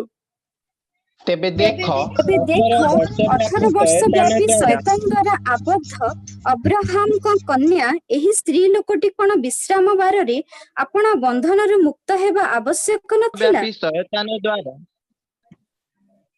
ତ ଏଇଟା ଆମେ ଦେଖୁଛୁ କଣ କରେ, ଶୈତାନ ଲୋକମାନଙ୍କୁ ଅସୁସ୍ଥତାରେ ବାନ୍ଧିକି ରଖେ। ଏଇଟା ବୁଝିବାକୁ ଚେଷ୍ଟା କରନ୍ତୁ। ସେ କଣ କରେ, ଲୋକମାନଙ୍କୁ ଅନେକ ଥର ଅସୁସ୍ଥ କରିକି ସେମାନଙ୍କୁ ବାନ୍ଧିକି ରଖେ। ଅସୁସ୍ଥତାରେ ସେମାନେ ସବୁବେଳେ ପଡିକି ରୁହନ୍ତି। 18 years ଧରିକି ଲେଖାଯାଉଛି ତାକୁ ବାନ୍ଧିକି ରଖିଛି। ପ୍ରିୟ ଭାଇ ଭଉଣୀ ମାନେ, ମୁଁ ପ୍ରଭୁଙ୍କ ଦାସ ଭାବରେ ଆପଣ ମାନଙ୍କୁ ଏଇ କଥା ମୁଁ କହିବା ପାଇଁ ଚାହେଁ ଯେ ଏଇ ସ୍ଥାନରେ ଆମେ ଦେଖୁଛୁ, ସ୍ପଷ୍ଟ ଭାବରେ ଦେଖୁଛୁ ଯେ ପରମେଶ୍ୱର ଆମମାନଙ୍କୁ ଏଇ କଥା କହିବା ପାଇଁ ଚାହାନ୍ତି। ସେ କଣ କରେ ଯେ ଲୋକମାନଙ୍କୁ ଅସୁସ୍ଥତାରେ ବାନ୍ଧିକି ରଖେ। ଆଜି ଅନେକ ଲୋକ ଅସୁସ୍ଥ ଅଛନ୍ତି, ଭାବୁଛନ୍ତି ଏଟା ମୋର ରୋଗ ସକାଶେ ଏକା ହଉଛି ବୋଲି। ରୋଗ ସକାଶେ ନାହିଁ, ବେଳେ ବେଳେ ଶୈତାନ ବାନ୍ଧିକି ରଖେ, ଅସୁସ୍ଥ କରିକି ରଖେ, ତାର ପଇସା ସବୁ ନଷ୍ଟ କରାଏ, ତାକୁ ଦୁର୍ବଳ କରାଏ, ତାକୁ ବଞ୍ଚିବାର ଇଚ୍ଛା ତାର ଚାଲି ଯାଏ ତୁ ବଞ୍ଚିକି ଲାଭ ନାହିଁ ତୁ ମରିଯା କାରଣ ସେ ବୋଧ ବିନାଶ କରିବା ତାର କାମ ଅଟେ ତେଣୁ ପ୍ରଭୁଙ୍କ ଦାସ ମାନେ ଅନେକ ଥର ରୋଗ ପାଇଁ ପ୍ରାର୍ଥନା କରିବା ସମୟରେ ସେ ପଛରେ ରହିଥିବା ମନ୍ଦ ଶକ୍ତିକୁ ମଧ୍ୟ ଧମକ ଦିଅନ୍ତି ଆଉ ଯେତେବେଳେ ସେ ମନ୍ଦ ଶକ୍ତି ବାହାରି ଯାଏ ସେ ଭଲ ହେଇଯାନ୍ତି ଅନେକ ଥର ଅନେକଙ୍କୁ ମେଡିକାଲ ବୁଲାଉଥିବେ ଆପଣ ଏଇ ଡକ୍ଟର ସେଇ ଡକ୍ଟର ଏଇ ଟେଷ୍ଟ ସେଇ ଟେଷ୍ଟ ଡକ୍ଟର ମାନେ ଜାଣିପାରୁନଥିବେ କଣ ହେଇଛି ବୋଲି କାରଣ କଣ ତାକୁ ବାସ୍ତବରେ କିଛି ଅସୁବିଧା ନାହିଁ କେବଳ ମନ୍ଦ ଆତ୍ମା ତାକୁ ସେମିତି କରିକି ରଖିଛି এই ବାକ୍ୟରେ ଆମେ ବୁଝିପାରୁଛୁ ଆଉ ସେମାନଙ୍କର ବନ୍ଧନ ମୁକ୍ତ ହେବା ଦରକାର ଯୀଶୁଙ୍କ ନାମରେ ବନ୍ଧନ ମୁକ୍ତ ହେବା ଦରକାର କାରଣ ଶୈତାନ କଣ କରେ ଲୋକମାନଙ୍କୁ ଅସୁସ୍ଥତାରେ ବାନ୍ଧିକି ରଖେ ଆଉ ଗୋଟେ କାମ ସେ କରେ ଦ୍ୱିତୀୟ ଥେସଲୋନିକ୍ୟ 2 ପର୍ବ ତାର 9 ପଦ ଦ୍ୱିତୀୟ ଥେସଲୋନିକ୍ୟ 2 ପର୍ବ ତାର 9 ପଦ ଶୟତାନର ଶକ୍ତି ଅନୁସାରେ ସମସ୍ତ ପ୍ରକାର ମିଥ୍ୟା ଶକ୍ତି ଚିହ୍ନ ଓ ଅଦ୍ଭୁତ କର୍ମ ପୁଣି ବିନାଶ ପାତ୍ର ମାନଙ୍କ ନିକଟରେ ସମସ୍ତ ପ୍ରକାର ଅଧର୍ମର ଛଳନା ସହକାରେ ସେହି ଅଧର୍ମ ପୁରୁଷର ଆଗମନ ହେବ କଣ କରେ ଶୈତାନ ପ୍ରିୟ ମାନେ ଏଟାକୁ ଆଣ୍ଡରଲାଇନ କରିଥାନ୍ତୁ ଆଶ୍ଚର୍ଯ୍ୟ କର୍ମ ଗୁଡିକ କରିକି ଲୋକମାନଙ୍କୁ ଭଣ୍ଡେଇକି ରଖେ ସେ ଆଜିର ସମୟରେ ଗୁଡେ ମିରାକଲ ହଉଛି ଲୋକ ଭାବୁଛନ୍ତି କଣ ଏଟା ପ୍ରଭୁଙ୍କ ଦ୍ୱାରା ଏକା ହଉଛି ବୋଲିକି କିନ୍ତୁ ସେଇ ସେବକ ମାନେ ବୋଲି କୁହନ୍ତୁ ଲୋକ ଦେଖନ୍ତୁ ଅନେକ ଲୋକ ବାହାରେ ବି ମିରାକଲ ହଉଛି କେବଳ ଚର୍ଚ୍ଚରେ ମିରାକଲ ହଉଛି ବୋଲି ନାହିଁ ଚର୍ଚ୍ଚ ବାହାରେ ବି ମିରାକଲ ହଉଛି କଣ କରୁଛି ସେ ମିଥ୍ୟା ଶକ୍ତି ଚିହ୍ନ ବି ଦେଖାଉଛି ଅଦ୍ଭୁତ କର୍ମ କରାଉଛି ଏସବୁ କାମ ହଉଛି ତାର ସେବକ ମାନଙ୍କ ଦ୍ୱାରା ବି ହଉଛି ଅନ୍ଧକାର କାର୍ଯ୍ୟକାରୀ ମାନଙ୍କ ଦ୍ୱାରା ବି ହଉଛି ସେମାନେ ବି ଭାବବାଣୀ କହୁଛନ୍ତି ସେମାନେ ବି ସୁସ୍ଥ କରୁଛନ୍ତି ସେମାନେ ବି ପ୍ରତିଶ୍ରୁତି ଦଉଛନ୍ତି ସେମାନେ କହୁଛନ୍ତି ତମକୁ ପୁଅ ଗୋଟେ ହବ ତମର ଅମୁକ ବନ୍ଧନ ଅଛି ଫିଟିଯିବ ତମର ଅମୁକ ହବ ଶୈତାନ କଣ କରେ ଆଶ୍ଚର୍ଯ୍ୟ କର୍ମ ଗୁଡିକ କରିକି ଲୋକମାନଙ୍କୁ ଭଣ୍ଡେଇକି ରଖେ ଏଇ ଦିନ ମାନଙ୍କରେ ଖ୍ରୀଷ୍ଟିଆନ ସେବା ନାଁରେ ଅନେକ ସେବା କାର୍ଯ୍ୟ ଚାଲିଛି ସେଠି ଖ୍ରୀଷ୍ଟ ନାହାନ୍ତି ଖ୍ରୀଷ୍ଟଙ୍କର ବାକ୍ୟ ନାହିଁ ପବିତ୍ର ଆତ୍ମାଙ୍କର କାର୍ଯ୍ୟ ନାହିଁ ସେଇଠି କିନ୍ତୁ ଆଶ୍ଚର୍ଯ୍ୟ କର୍ମ ହଉଛି ଚିହ୍ନ ଦେଖାଯାଉଛି ଅଦ୍ଭୁତ କର୍ମ ଦେଖାଯାଉଛି ଏଇଟା ତାର କାର୍ଯ୍ୟ ଅଟେ ସେ ଅଧର୍ମ ପୁରୁଷ ଆଗମନ କରିବା ପୂର୍ବରୁ ତାର ସେବକ ମାନଙ୍କୁ ସେ କାମରେ ଲଗାଇଛି ମିରାକଲ ହଉଛି କିନ୍ତୁ ଜୀବନ ପରିବର୍ତ୍ତନ ହଉନି ଲୋକ ସୁସ୍ଥ ହଉଛନ୍ତି ସେଇଠି ଭାବବାଣୀ ହଉଛି ଚିହ୍ନ ହଉଛି ଅଦ୍ଭୁତ କାମ ହଉଛି କିନ୍ତୁ ଜୀବନ ପରିବର୍ତ୍ତନ ହଉନାହିଁ ଲୋକ ପାପରୁ ଫେରୁନାହାନ୍ତି ମନ୍ଦତାରେ ଫେରୁନାହାନ୍ତି ପବିତ୍ର ଜୀବନ କାଟୁନାହାନ୍ତି ଜଗତର ମନ୍ଦତାକୁ ପରିତ୍ୟାଗ କର ତ ଜାଣିବେ ଯେ ଏଇ ଆଶ୍ଚର୍ଯ୍ୟ କର୍ମ ଏଇ ଚିହ୍ନ ଗୁଡାକ এটা କଣ ଅଟେ ଯୋଉ ଆଶ୍ଚର୍ଯ୍ୟ କର୍ମ ଶକ୍ତି ଚିହ୍ନ ଅଦ୍ଭୁତ କର୍ମ ଦ୍ୱାରା ଲୋକମାନଙ୍କର ଜୀବନ ପରିବର୍ତ୍ତନ ହଉନାହିଁ ଲୋକମାନେ ପାପରୁ ଫେରୁନାହାନ୍ତି ଲୋକମାନେ ମନ୍ଦତାରୁ ଫେରୁନାହାନ୍ତି ଆପଣ ମନେ ରଖିବା ଦରକାର ଯେ ତାହା ଈଶ୍ୱରଙ୍କର କାର୍ଯ୍ୟ ନୁହେଁ ଲୋକମାନେ କେବଳ ଆଶ୍ଚର୍ଯ୍ୟ କର୍ମରେ ଆଜ୍ଞା ଆମର ବିଜନେସ ଟିକେ ଭଲ ଚାଲୁ ଠିକ ଅଛି ତମ ବିଜନେସ ଭଲ ହେଇଯିବ ତମର ଚାକିରି ପକ୍କା ହେଇଯିବ ତୁମେ ଗାଡି କିଣିବ ତୁମେ ଘର କରିବ କଣ ଏଇଟା ମୋର ପ୍ରିୟ ଭାଇ ଭଉଣୀ ମାନେ କେବଳ ଏମିତି ଭାବ ଲୋକ କାହିଁକି ଜୀବନ ବଦଳୁ ନାହିଁ ଚରିତ୍ର ବଦଳୁ ନାହିଁ ସ୍ୱଭାବ ବଦଳୁ ନାହିଁ ଚାଲିଚଳନ ବଦଳୁ ନାହିଁ ତ ଆତ୍ମିକ ସେବା କାର୍ଯ୍ୟ ବୋଲି କେମିତି କହିବ ଯୋଉ ସେବା କାର୍ଯ୍ୟ ଦ୍ୱାରା ଲୋକମାନେ କେବଳ ଜାଗତିକ ଭାବରେ ସମୃଦ୍ଧିଶାଳୀ ହୁଅନ୍ତି ଜଗତ ପ୍ରତି ଆକୃଷ୍ଟ ହୁଅନ୍ତି ଜଗତ ପ୍ରତି ମନୋନିବେଶ କରନ୍ତି ଜାଗତିକ ବିଷୟରେ ଲୋକମାନେ ଅଧିକ ମାତ୍ରାରେ ମାତି ରୁହନ୍ତି ତାହା କେବେ ବି ସ୍ପିରିଚୁଆଲ ମିନିଷ୍ଟ୍ରି ହେଇପାରିବନି ସ୍ପିରିଚୁଆଲ ମିନିଷ୍ଟ୍ରି କଣ କରିବ ଲୋକଙ୍କୁ ପାପରୁ ମନ୍ଦତାରୁ ସମସ୍ତ ପ୍ରକାର ଅସୁସ୍ଥରୁ ବାହାର କରି ପବିତ୍ର ଜୀବନ କାଟି ଖ୍ରୀଷ୍ଟଙ୍କ ସହିତ ଗୋଟେ ସଂଯୁକ୍ତ ଜୀବନ କାଟିବା ପାଇଁ ସାହାଯ୍ୟ କରିବ ତ ତାର କାର୍ଯ୍ୟକଳାପରେ ଆମେ ଦେଖୁଛୁ ସେ ଆଶ୍ଚର୍ଯ୍ୟ କର୍ମ ଗୁଡିକ କରି ଲୋକମାନଙ୍କୁ ସେ ଭଣ୍ଡେଇକି ରଖେ ଆଉ ସେ କଣ କରେ ଦେଖିବେ ପ୍ରେରିତ ତାର 5 ପର୍ବ 3 ପଦ Acts chapter 5 verse 3 ସେଥିରେ ପିତର କହିଲେ ହେ ହନନୀୟ ପବିତ୍ର ଆତ୍ମାଙ୍କ ନିକଟରେ ମିଥ୍ୟା କହିବାକୁ ଓ ଭୂମିର ମୂଲ୍ୟରୁ କିଛି ଲୁଚାଇ ରଖିବାକୁ କାହିଁକି ଶୈତାନ ତୁମ ହୃଦୟ ସମ୍ପୂର୍ଣ୍ଣ ଅଧିକାର କରିଅଛି ହଁ ଶୈତାନର କାମ କଣ ସେ ପବିତ୍ର ଆତ୍ମାଙ୍କୁ ମିଛ କହିବା ପାଇଁ ଲୋକମାନଙ୍କ ହୃଦୟକୁ ଆୟତ୍ତ କରିଥାଏ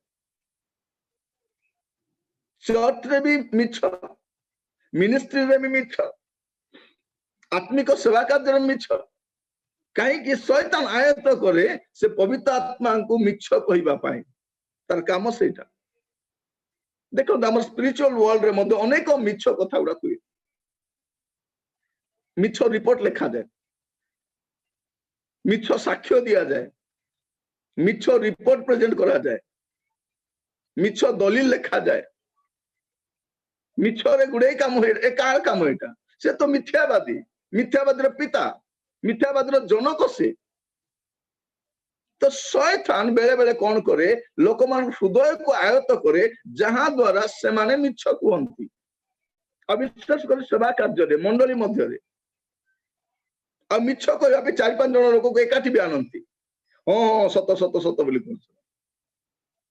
प्रिय भाई भौणी मान प्रभु मान को साहाय्य करंतु अनेक सेवा कार्य मिथ्या दलील गुड़ाक आप देखिए मिछ रिपोर्ट गुड़ाक देखिए एबे भारत रे लोक माने क्रिश्चियन मान को विरुद्ध कहीं उग्र रूप धारण कर मिछ रिपोर्ट गुड़ा एते क्रिश्चियन हो गले एते बाप्तिस्म नेले अंक हो गला संप हो गला कल रिपोर्ट रे लिखिलु से रिपोर्ट तांको हाथ रे पड़िला सरकार हाथ रे रिपोर्ट पड़ला रिपोर्ट पड़ी के देखचंते पूरा भारत रो 2 गुण लोक क्रिश्चियन हे सारी छन देखला को जते क्रिश्चियन होतन समस्त नकली ही जाउ छन एईटा समन को जणा पड़ो नै समस्त तो देखुचंती आ केना संस्था भी कहूची तुमे केते बाप्तिस्म देलो केते क्रिश्चियन हेले केते कौन हेला लेखो लेखो लेखो कारण बिना सपोर्ट रे तो सपोर्ट मिलिबो नै रिपोर्ट रे बिना रिपोर्ट रे सपोर्ट मिले नै तुम रिपोर्ट दियो सपोर्ट दियो केते समस्त अनुष्ठान गुडा देखिबे समस्त खाली रिपोर्ट लिखिबा राति माने मास शेष हैला माने रिपोर्ट बना होबो समस्त एते बाप्तिस्म हेले एते अंक हैला संक कार्य हैला अंक मिनिस्ट्री हैला संक हैला सब कारण सेटा सबमिट कले ही सपोर्ट मिले से परमेश्वर कौन कले तुम रिपोर्ट भी दरकार नहीं तुमको सपोर्ट भी दरकार नहीं एवं अनेक लोग बस कांदुचंती आगे आम सपोर्ट बंद हो गला कहीं सपोर्ट बंद हो नहीं रिपोर्ट जब ठीक था सपोर्ट के बंद हो मिथ्या दलील देकर केते दिन आम प्रभु को सेवा करि परिबा मिथ्या रिपोर्ट सबमिट करी केते दिन अनुष्ठान चली परिबो सत्यर सेवा कार्य मिथ्यार बल रे चले नहीं किंतु शैतान बहुत कनिंगली बहुत क्लेवर रे से किसी लोकों को धरी कार्य कर भाई भौणी माने मुझे बचस्ता करू ना कि शैतान किभली भाव में आमर मंडली आमर अनुष्ठान ख्रीष्ट सेवक मान को विश्वासी मान को से आयत्त कर प्रभु मान को साहाय्य करते बुझा से कौन करे जने लोक भितर प्रवेश कर शैतान देखिए लुक तार 22 पर्व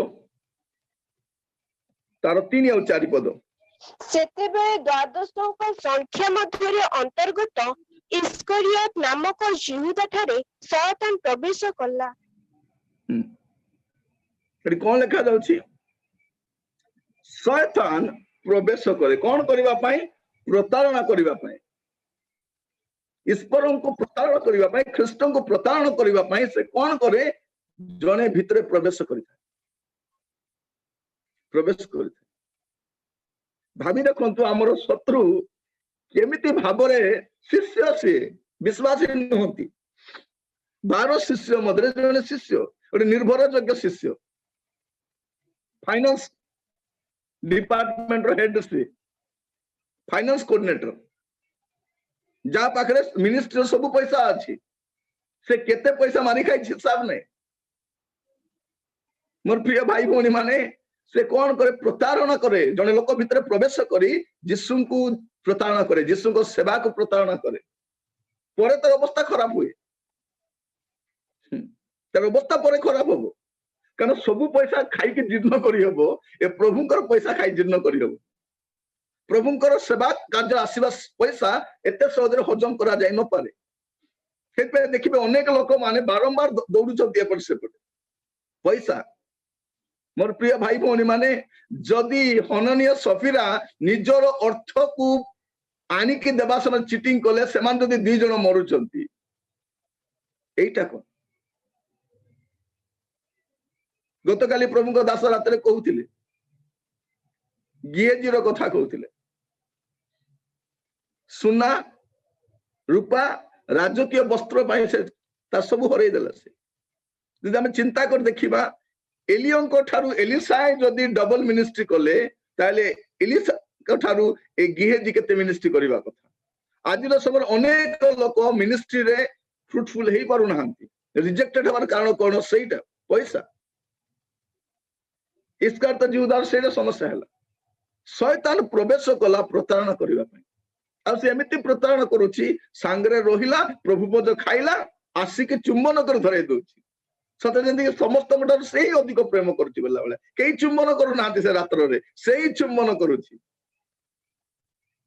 प्रिय भाई भौणी मान मु कहिबा पई चाहे शैतान रो कार्यकलाप कोन आमे एठु आमे बुझी पारुची प्रिय भाई भौणी माने प्रभु आमान को सहाय्य करंतु हेले से किपरि जने व्यक्ति को आयत करि पारे शैतान किभली भाबरे जने ख्रीष्ट विश्वासी को आयत करे सेटा अल्प समय कहिबा पई चाहे जा द्वारा आपण माने समस्ते सतर्क रहि पारिबे हमर शत्रु विषय रे सतर्क रहि पारिबे से केमिति हमकु आयत करि थाए एफिसियंस 4 पर्व तार 26 एवं 27 पद एफिसियंस चैप्टर 4 वर्स 26 एंड 27 क्रोध हेले पाप कर नाही सूर्य अस्त न हेउणु क्रोध परित्याग कर पुणी शैतान को स्थान दियो नाही बस लिखा जाउची बहुत सुंदर भाबरे क्रोध हेले पाप करो नाही सूर्य अस्त न होउणु क्रोध परित्याग कर पुणी शैतान को स्थान दियो नाही ता माने कोन जदि आपनंको भितरे क्रोध रहिला सूर्य अस्त हेबा पर्यंत माने सकाळर क्रोध जदि सूर्य अस्त पर्यंत रहिला माने शैतान सहज रे आपनंको ए करिवो बेले बेले के जण कोन आगे मु बहुत रागी आज्ञा मु रागिले का को माने नहीं बापा ने माने किए नहीं और प्रिय भाई भौणी माने बेले बेले लोक मान तार क्रोध को ने गर्व करते मु बहुत आज्ञा बहुत रागी आज्ञा बाइबल कोन कहूची क्रोध हेले पाप करो नहीं सूर्यास्त न होणु क्रोध परित्याग कर पुणी शैतान को स्थान जदि आपण क्रोध करिवे क्रोध को रखिबे शैतान सुजोग पाइबो आज अनेक लोक अछंती देखंतु क्रोध करिबा द्वारा आमे केते भूल करि क्रोध को इंग्लिश रे कोन कहउछंती एंगर एंगर सामना रे डी लगाले कोन हिजिबो डेंजर खाली डी रो फरक एंगर सामना रे खाली डी लगाले डेंजर हिजिबो प्रिय भाई भौणी माने एंगर इज डेंजर बहुत डेंजर सेटा रागिले सेते रागंतु रागिबाटा ह्यूमन टेंडेंसी किंतु ताको रखिबो नै इमीडिएटली ताको सॉल्व करिवो समाधान करिवो नहेले शैतान सुजोग पाइछि मु जाने ना आपण मान को परिवार रे आपण को जीवन रे क्रोध कोन काम करछि दिन मान क्रोध करि के रखंतु नै अनेक लोक से क्रोध को रखिबा द्वारा शैतान परे परे अन्य काम आरंभ करे तुम रागी के ठीक करिछो ताको बिल्कुल क्षमा देबो नै ताको मिसिबो नै तार मुंह को देखिबो नै तापर दुई जन को पठेइबो और कहबा पई तुमे ठीक करिछो रागी की क्षमा देबो नै तुमको लाज नथिला के ताको मिसिबो तुमे ए आसी दुई जन ताको आउरी गरम करिवे से माने पूरा से गैस तक पूरा बढ़े देबे बर्नर बढ़े देबे ये पूरा रागी के पूरा हां पूरा तक क्षमा करबी नै मु हेले तो क्षमा करि पार न थांती तुमे बोले एतकी रागलो मु तो आउ कोन कर देई थांती ए माने की माने प्रभु को लोक नहंती बेले बेले शैतान आमो पाखरे किछि लोक मान को परामर्श देबा पय पठाए आमो को लागे से माने प्रभु को लोक बोली की किंतु वास्तव रे प्रभु को लोक नाही शैतान रो एजेंट गुडा को आमो को आसी की शैतान रो पिला माने हमको प्रवर्तै थांती करे बेले बेले परिवार शांति हुए कितना आसी कहती तुमे बोली अच्छो मु हेले घर छाड़ी पळै थांती माने तुमे घर छाड़ी पळो पिलावन को छाड़ी के पळो प्रिय भाई भौणी माने मु एगुडा कहिबार उद्देश्य कोन जे क्रोध करिबा समय रे आपण कहार कथा सुनिबे केते कहा जाउची रागीबा समय रे माने क्रोध करिबा समय रे कहि नथिबा कथा ही उत्तम कथा अटे पुनी तर कहिबा पई चाहे क्रोध करिबा समय रे कहि नथिबा कथा ही उत्तम कथा कारण रागिबा समय हम ए प्रकार गुडे कथा को जोडा कहिबा परे हमको अनुताप लागिता काहे कि मु कहिली एटा किंतु मुखर तो बाहरी आछि से ठीक अछि बाहरी आछि किंतु कोन करिवे परित्याग करिवे सूर्य अस्त न हो तो राति में झगड़ा होती सूर्य उदय हेबा पूर्व ता समाप्त हेबा दरकार कारण शैतान एभली भाव में जब आम क्रोध करू शैतान स्थान पाए आ द्वितीय विषय देखिए द्वितीय करंथियो तार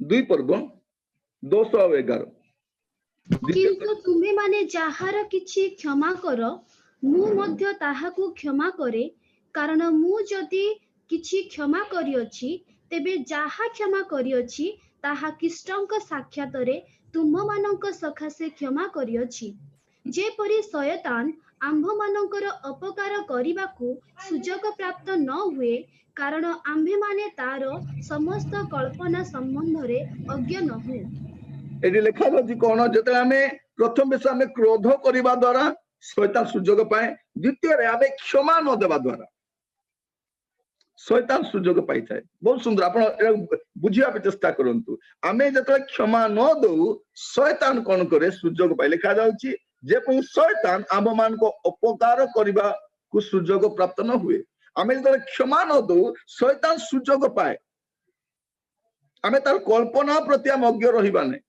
तार कल्पना कौन जे आम क्षमा न देवा द्वारा आम भितर से तिक्तता बढ़ी चलो क्रोध बढ़ी चलो बिटरनेस टा बढ़ क्षमा न देवा द्वारा क्षमा देले बिटरनेस सरला किंतु क्षमा न देले कौन ताको देखुतिले बिटरनेस लागुतिबो देखुतिले केमति लागुतिबो भितर गोटे कौन होउतिबो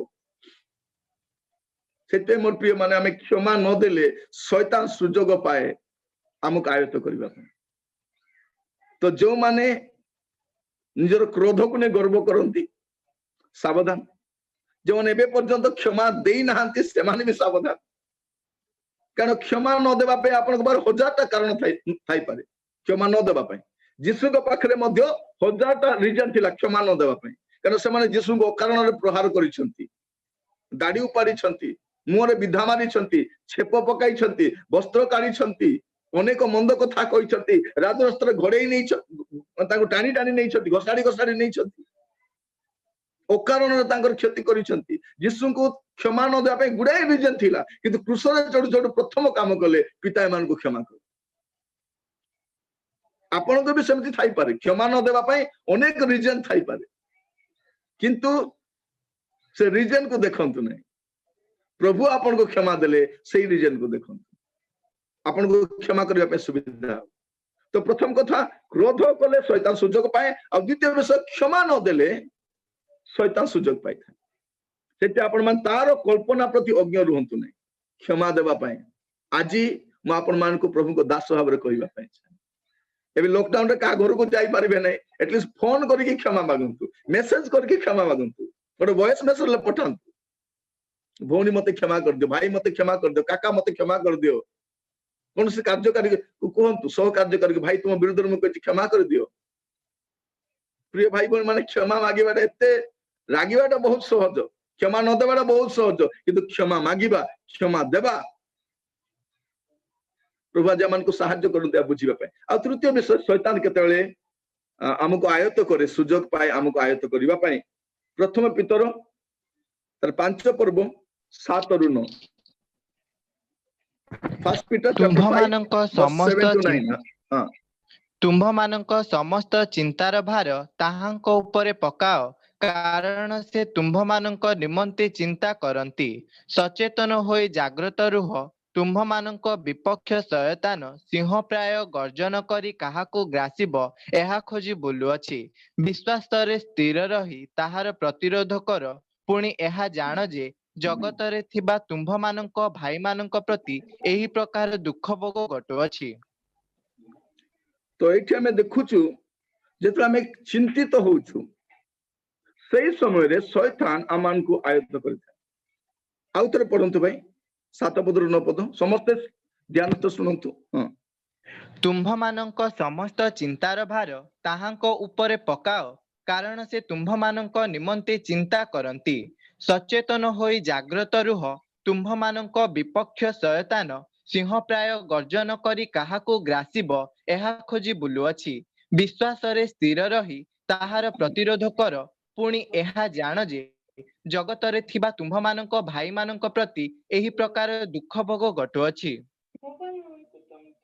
एटी आमे देखुछु प्रिय भाई भौणी माने स्पष्ट भाव में आमे देखि पारुछु जे शैतान केतले सुजोग पाए जेतले आमे चिंता करू जेते जन जे चिंतामणि माने बसी छथि मु सन कहिबा पई चाहे जने बहुत चिंतित मु चिंता न कले के चिंता करिवो मु तो बापा मु तो मां मु चिंता न कले के चिंता करिवो मोर प्रिय मान जेतले आपण बहुत चिंतित होई जानती शैतान सुजोग पाए एटा ही टाइम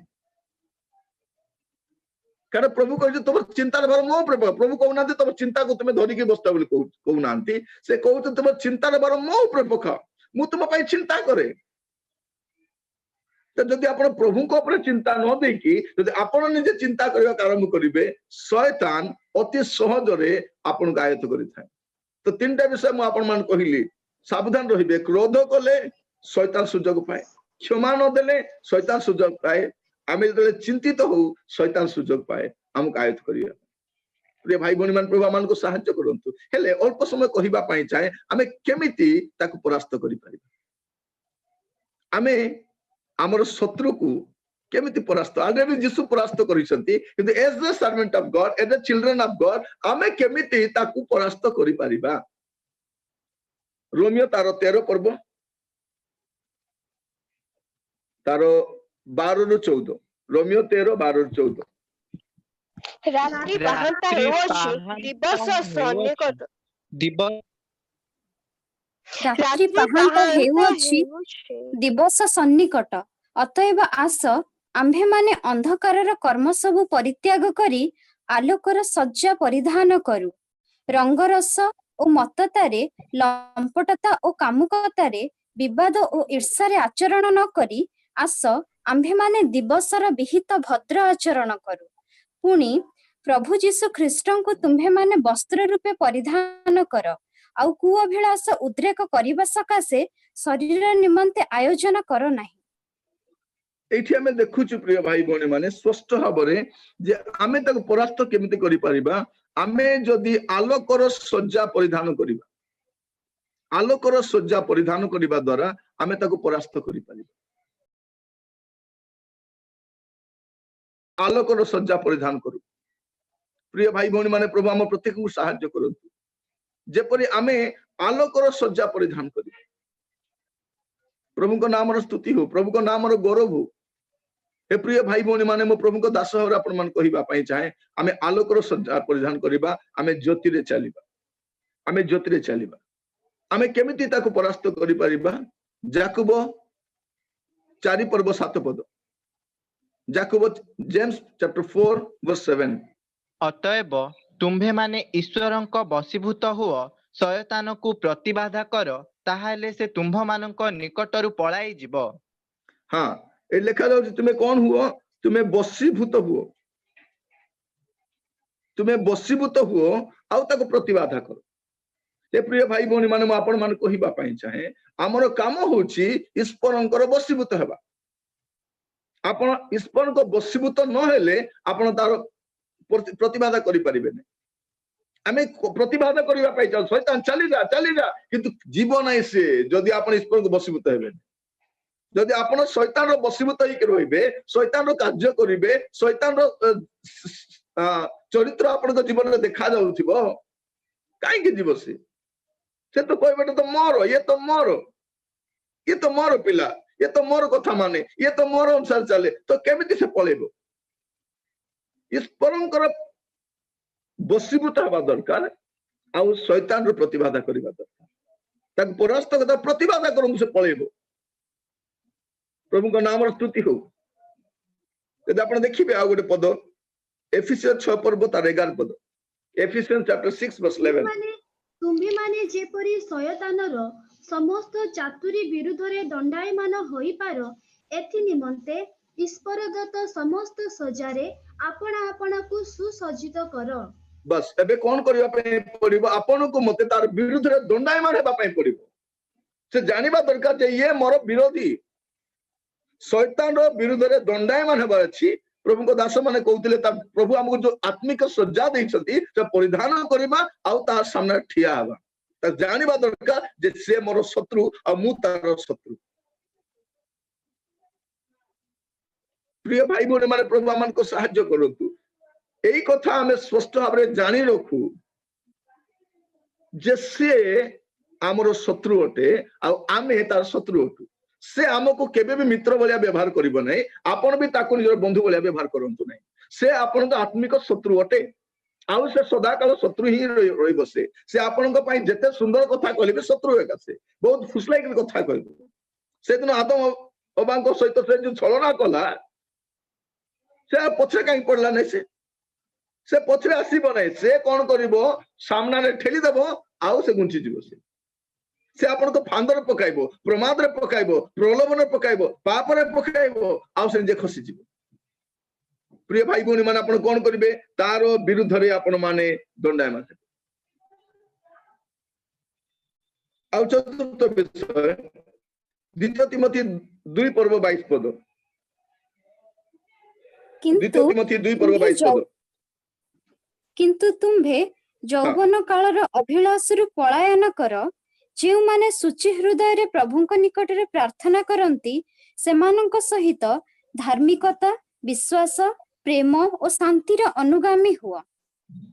ଏଠି କଣ ଲେଖା ଅଛି? ପଳାୟନ କର, ଅଭିଳାଷରୁ ପଳାୟନ କର। ଯୋଉ ଜାଗତିକ ଅଭିଳାଷ, ମାଂସିକ ଅଭିଳାଷ ରହିଛି, ସେ ଅଭିଳାଷ ପଳାୟନ କରିବାର ଅଛି। ପଳାୟନ କରିବା ଦ୍ୱାରା ଆପଣ ତାକୁ ପରାସ୍ତ କରିପାରିବେ। ଆଲୋକର ସଜ୍ଜା ପରିଧାନ କରିବା ଦ୍ୱାରା, ତାକୁ ପ୍ରତିବାଦ କରିବା ଦ୍ୱାରା, ତାର ବିରୁଦ୍ଧରେ ଦଣ୍ଡାୟମାନ ହେବା ଦ୍ୱାରା ଜାଣିବା ଯେ ମୋ ଶତ୍ରୁ ବୋଲି। ଆଉ ପଳାୟନ କରୁ। ଆଉ ଆମେ ତ ପଢି ସାରିଛୁ 1 ପିତର 5 ପର୍ବ ତାର 9 ପଦ।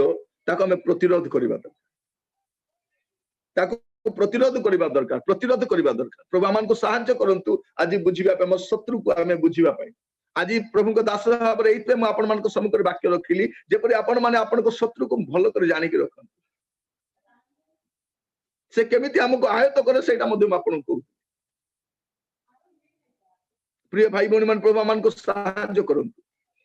ଗୋଟେ ପଦ ଦେଖିବା ଦୟାକରି, ଖୋଲନ୍ତୁ ଆପଣ ମୋ ସହିତ ଲୁକ ତାର 10 ପର୍ବ 18 ଆଉ 19 ପଦ। ଲୁକ 10 18 ଆଉ 19।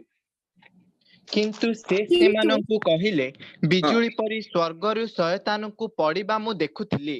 ଦେଖ, ମୁଁ ତୁମ୍ଭମାନଙ୍କୁ ସାପ ଓ ବିଛା ଉପରେ ଚାଲିବାକୁ କ୍ଷମତା ଦେଇଅଛି, ପୁଣି ଶତ୍ରୁର ସମସ୍ତ ଶକ୍ତି ଉପରେ ମଧ୍ୟ କ୍ଷମତା ଦେଇଅଛି, ଆଉ କିଛି ହିଁ କୌଣସି ପ୍ରକାରେ ତୁମ୍ଭମାନଙ୍କର କ୍ଷତି କରିବ ନାହିଁ। ମୋର ପ୍ରିୟ ମାନେ, କେତେ ବଡ ପ୍ରତିଜ୍ଞା ଯେ ପ୍ରଭୁ ଶତ୍ରୁର ସମସ୍ତ ଶକ୍ତି ଉପରେ ଆମକୁ ଅଧିକାର ଦେଇଛନ୍ତି। ହାଲେଲୁୟା। ଶତ୍ରୁର ସମସ୍ତ ଶକ୍ତି ଉପରେ ସେ ଆମକୁ ଅଧିକାର ଦେଇଛନ୍ତି। এইটা ଆପଣ ଜାଣି ରଖିଥାନ୍ତି। ସେ ପରାସ୍ତ ଶତ୍ରୁ, ସେ ପରାଜିତ ଶତ୍ରୁ, ନିର୍ଲଜ୍ଜ ଶତ୍ରୁ। ସେ ହାରିକି ମତେ ଲଢିବା ପାଇଁ ଚେଷ୍ଟା କରୁଛି। ପ୍ରିୟ ମାନେ, ପ୍ରଭୁ ଆମମାନଙ୍କୁ ସାହାଯ୍ୟ କରନ୍ତୁ এই কথাটা ବୁଝିବା ପାଇଁ। ଆମର ଶତ୍ରୁକୁ ସେ ଆମକୁ କଣ କରେ, ଆମର ଜୀବନରେ ବିଭିନ୍ନ ପ୍ରକାର ପରିସ୍ଥିତି କ୍ରିଏଟ କରିବା ପାଇଁ ଚାହେଁ। ତାର ଚରିତ୍ର ବିଷୟରେ କହୁଥିଲି, ତାର ଚରିତ୍ର କଣ, ତାର କାର୍ଯ୍ୟକଳାପ କଣ, ସେ କେମିତିଟା, ତାକୁ ଆମେ କେମିତି ପରାସ୍ତ କରିପାରିବା, କିଭଳି ଭାବରେ ସେ ଆମକୁ ଆୟତ୍ତ କରେ। ଲେଖା ଯାଉଛି ତାର ସମସ୍ତ ଶକ୍ତି ଉପରେ ଆମକୁ ଅଧିକାର ଦିଆଯାଇଛି। ଯଦି ଆପଣ ପଢିବେ କଲୋସିୟ ତାର 2 ପର୍ବ 15 ପଦ ଟିକେ ପଢିବେ। କଲୋସିୟ 2 ପର୍ବ 15 ପଦ। ସମସ୍ତ ଆଧିପତ୍ୟ ଓ କର୍ତ୍ତାପଣର ଅସ୍ତ୍ରଶସ୍ତ୍ର ଛଡ଼ାଇ ପ୍ରକାଶରେ ସେମାନଙ୍କ ପ୍ରଦର୍ଶନ ପୂର୍ବକ କୃଷରେ ବିଜୟ ଯାତ୍ରା କରିଅଛନ୍ତି। ଏଠି ଆମେ ଦେଖୁଛୁ ଯେ ପ୍ରଭୁ ଯୀଶୁ ଖ୍ରୀଷ୍ଟ କଣ କରିଛନ୍ତି, ତାକୁ ଅଲରେଡି ପରାସ୍ତ କରି ସାରିଛନ୍ତି।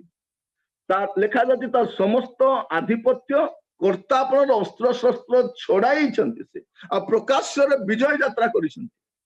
ଆମର ବିଜୟ ଯୀଶୁ ତାର ଅସ୍ତ୍ରଶସ୍ତ୍ର ଆଧିପତ୍ୟ ସବୁ ଛଡେଇଛନ୍ତି। ଏ ମୋର ପ୍ରିୟ ଭାଇ ଭଉଣୀ ମାନେ, ମୁଁ ଆପଣମାନଙ୍କୁ ଏଇଟା କହିବା ପାଇଁ ଚାହେଁ ଯେ ସେ ପରାସ୍ତ ଶତ୍ରୁ ଅଟେ। ତା ବିଷୟରେ ମନେ ରଖିଥାନ୍ତୁ, ସେ ସର୍ବବ୍ୟାପୀ ନୁହେଁ, ସେ ସର୍ବଜ୍ଞ ନୁହେଁ, ସର୍ବଶକ୍ତିମାନ ନୁହେଁ, ସେ ପରାସ୍ତ ଶତ୍ରୁ ଅଟେ। କିନ୍ତୁ ତାକୁ ଆମେ ଜାଣି ରଖିବା ଦରକାର, କାରଣ ସେ କୌଣସି ନା କୌଣସି ଭାବରେ ଆମମାନଙ୍କ ଜୀବନରେ ପୁଣି ଥରେ ତାର କାର୍ଯ୍ୟ କରିବା ପାଇଁ ଚାହିଁବ। ତାର କାର୍ଯ୍ୟକଳାପକୁ ଆପଣ ମନେ ରଖିଥାନ୍ତୁ। ସେ କେମିତି ଭାବରେ ଆମକୁ ପ୍ରଶ୍ନ ପଚାରେ ପ୍ରଭୁଙ୍କ ବାକ୍ୟ ଉପରେ, ସେ ବୃଥା ଆଶ୍ୱାସନା ଦିଏ, ସେ ଈଶ୍ୱରଙ୍କ ଉତ୍ତମତା ଉପରେ ଆମମାନଙ୍କୁ ସନ୍ଦେହ କରାଏ, ଲୋକମାନଙ୍କୁ ଅସୁସ୍ଥ କରି ବାନ୍ଧିକି ରଖେ। ସେ ଆଶ୍ଚର୍ଯ୍ୟ କର୍ମ କରି ଲୋକମାନଙ୍କୁ ଭଣ୍ଡେଇକି ରଖେ। ସେ ପ୍ରତାରଣା କରିବା ପାଇଁ ଆମକୁ ଆୟତ୍ତ ବି କରିପାରେ। प्रभु आज आमको साहाय्य करंतु हमर शत्रु विषय आमे जहा जानिलु आमे सावधान रहिबा दरकार मु आपण मानकु केवल तीनोटी कथा कहली गोटे विषय होची कोन क्रोध करिवे स्थान ताकू देबे नै क्षमा देबे नै से आपन को आयत्त करि नबो चिंतित हेबे से आपन को मारी बसु कारण से चोर से हमर शत्रु के हमर शत्रु होची चोर देखा जाओ से जने चोर से बोध विनाश करबा तर काम से कौन करे हमर पवित्रता को चोरी करि नै जाय केते बेले हम जीवन से आसीबो से कौन चोरी करे आपन को डेक्सी पत्र आपन को फ्रिज रो खाइबाडा आपन को सुना टंका चोरी करे नबने से कौन चोरी करिवो आपन को पवित्रता केते चोरी करि नै जाय आपन को जीवन रे आसीबो आ से आपन को पवित्रता कोठी अछि काडी की धरि पळेबो से कौन करिवो आपन को जो गॉडलीनेस ता अछि ताको हत्या करिवो ईश्वर पुराणता जोटा अछि ताको से हत्या करिवो आ आपन व्यक्ति धार्मिकता को विनाश करिवो तार काम तीनटा गोटे होछि आपन को पवित्रता को चोरी करिवो आपन को गॉडलीनेस को हत्या करिवो एवं आपन को धार्मिकता को विनाश करिवो आपन को धार्मिकता जो राइचियसनेस ता अछि जो गॉडलीनेस ता अछि जो होलीनेस ता अछि एटा को से कब्जा करिया पई चाहिबो जो द्वारा आपन को साक्ष्य जीवो आपन को जीवन जीवो आपन को चरित्र जीवो ए सब भाबरे से आपन को परास्त करिया पई चाहिबो ता प्रभु आपन मन को सहाय्य करंतु सावधान रहिबा पई कारण से दीप्तिमय बेश दूतर बेश धारण करे एवं तार सेवक मान को मध्य धार्मिकतार सेवक करि पठाए प्रभु मान को सहाय्य करंतु आमे भ्रमित हेबार आवश्यक नै आमे सावधान रहिबा दरकार आमे ताको प्रतिबाधा करिबा तार विरुद्ध दंडामान हेबा आ जोटु पळेबा कथा जोटु पळेबा आमे आ आलोकर सज्जा हमर सज्जा द्वारा ही जणा पड़िबो से जानिबो ए आलोकर संतान अटे प्रभु हम प्रत्येक को सहाय्य करू आसंतु प्रार्थना करिया पई जिबा समस्त चक्षु बंद करिबा